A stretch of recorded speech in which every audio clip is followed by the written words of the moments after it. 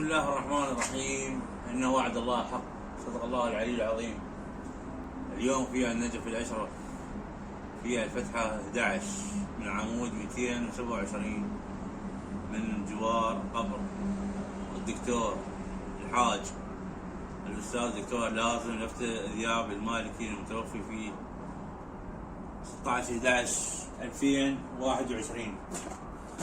أهدي له صلاة الفاتحة نيابة عن أبنائه أحمد محمد وأسامة وعلاوي، نيابة عن أساتذتي في جامعة البصرة كلية الدراسات التاريخية كلية تربية البنات حاليا. أهدي له صلاة الفاتحة تسبق على الصلاة على محمد وآل محمد. الفاتحة.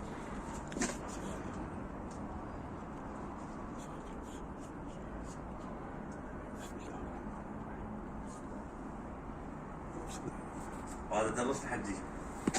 هي درسني والله. خطية.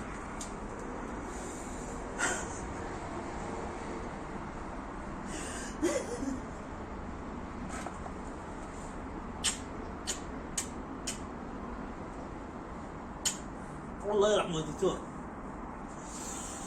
الله يرحمه الدكتور، الله يرحمه. هذه الوفاة كبرتنا وعلمتنا وخليتنا مدرسين، وتوفيت وجينا وجيت قرأت الفاتحة نيابة عن صرت في جامعة البصرة في الدراسات التاريخية. الله يرحمك رحمة إن شاء الله. جاء محمد وآله حج طفيك موت.